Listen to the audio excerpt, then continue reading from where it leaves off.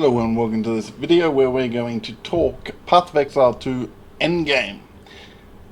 Precisely the atlas that has at best 50-50, but depending on where you look and what sources you have a look at, it's 60-40, either positive, negative, depending on the actual video or streamer, content creator, etc.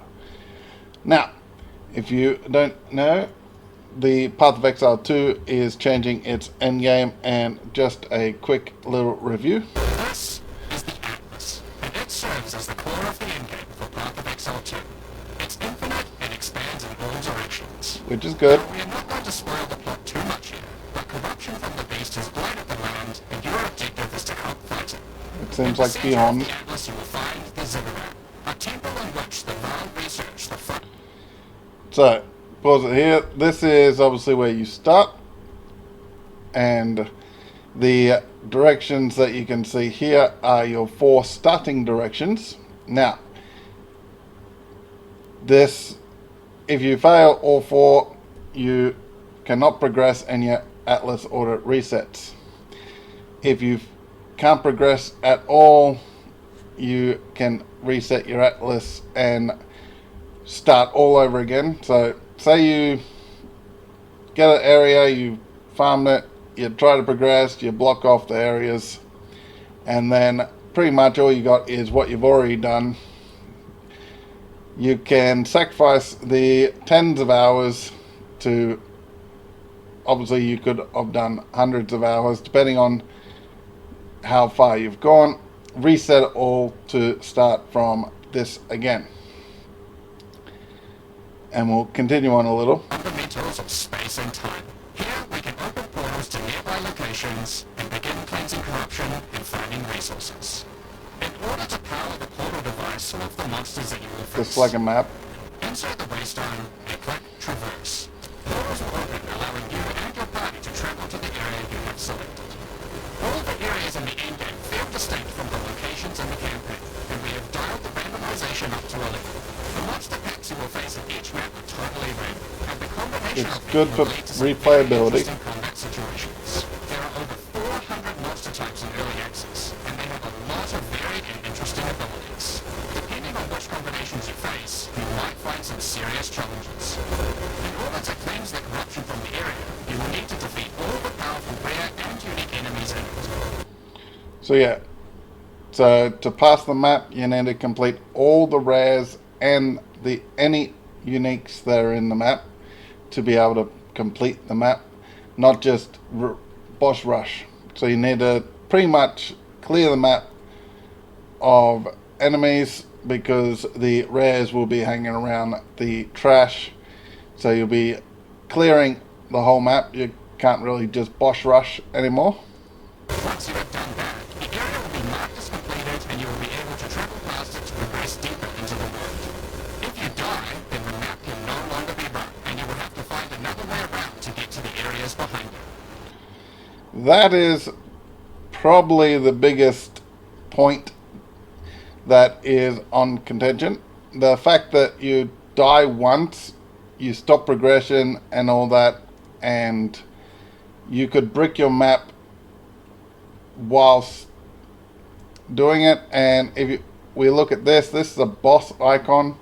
So to be able to get around to here, you need to go through, you failed more than likely a non-boss. You need to then complete a normal node, by the looks of it, a normal node up here, to a boss node, to a whatever this icon is here, some sort of other buff because breach is on it, plus this. Come down here and then you're able to access this way through here, or come through this way. Obviously you have here, but if you block off that, this is the only path to it. This is a boss node, which is obviously harder content. One thing I would say, without even trying it, if they want the penalty for failure to be 1 death, you lose the ability to do stuff, they should have it, you die, all loot gets turned off, and the ability to modify that map is turned off. But the progress through that map is not. So you can complete it, it just does nothing but allows you a node further. So all loot gets turned off, and then the map can't be modified by the towers. I think that would be a better way to go about it. It would stop pretty much all discussion, really, for the negative parts of this, because bricking your map is the issue.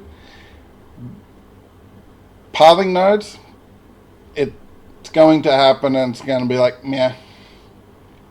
But if you get towers like this, and then you get a few of them, you can power them, boost the maps around, and then run 6-8 modded maps on top of a modded map, so you constantly juice the content you want. Eventually you're going to die in that content just by just bad luck or anything, and you're going to shut down your farming. You're going to then have to go and find another area with a setup of towers, and then clear all that, hope you don't die even once, and then run it again. Another thing, if you die, if you're looking for the pinnacle bosses progress, the pinnacle boss takes a 3 key to open, which comes from lieutenants, which then come from sort of like captains of factions. But if you die to any of the lieutenants or any of the captains, that faction's captain and lieutenant then runs away to another map. So the fact that you only have one death to progress in a lot of things pretty much means you don't have proper time to learn mechanics. You don't have proper time to sort of get the gist of things, because once you die, there's no point continuing the map. You just go to another map and run that.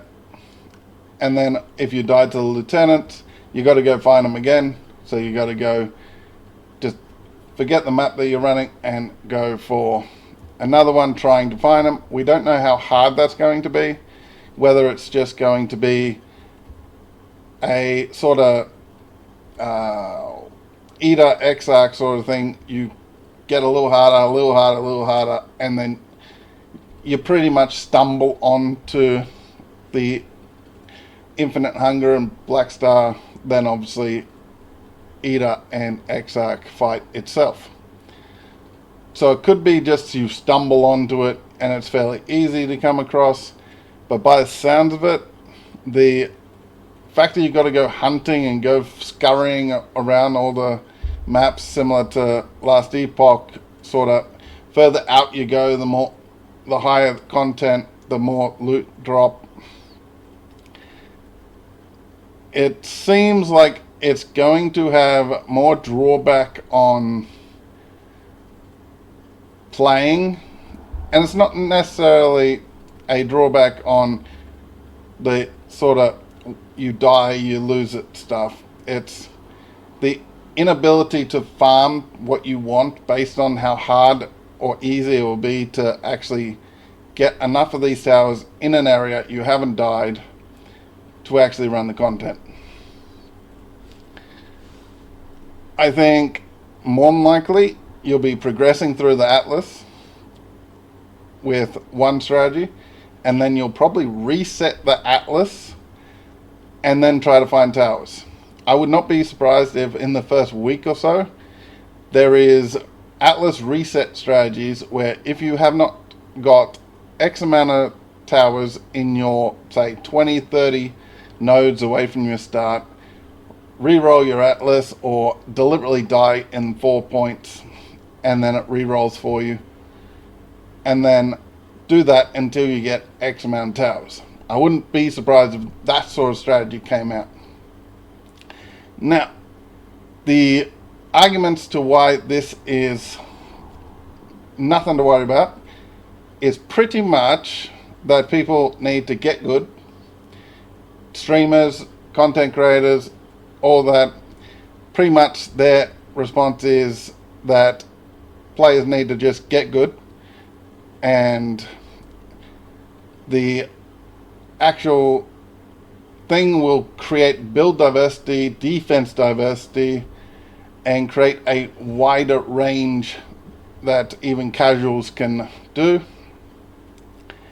I don't think a casual is going to be diverse. They're just going to follow whatever the meta is. And more than likely, the build diversity won't be as diverse as it is.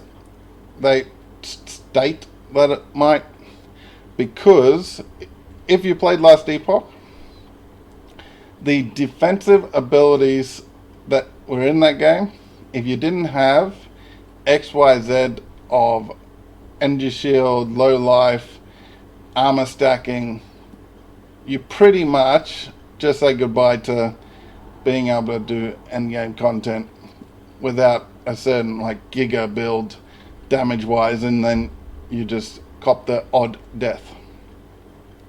Another argument for it has been that it will stop the people doing quick boss kill runs and one kill everything. I don't really see how that's going to stop anything, because if they build up a character that can one shot, say, the pinnacle boss, whoever that is, I don't see how that's going to stop them being able to just do that in a map. So I think that's a bit of a nonsense argument, because if you can one shot a pinnacle boss, defense is not an issue coming to just an ordinary map. So I reckon it's got merit. I listed my suggestion, and it allows them to have there's a cost for dying strategy to stop people just treating it as if they got 6 portals to get anything done. But what's your opinion on the POE to endgame, how it's laid out, the fact that the further you go away from the start, the higher the loot and harder you can get, similar like last Epoch? And yeah, so let me know what you think in the comments, and hopefully more comes out about this and a few things clarified and everything coming into POE 2 early access. But I'll catch you next time, and hit all those buttons, and I'll try and be positive about playing soft hardcore. Goodbye.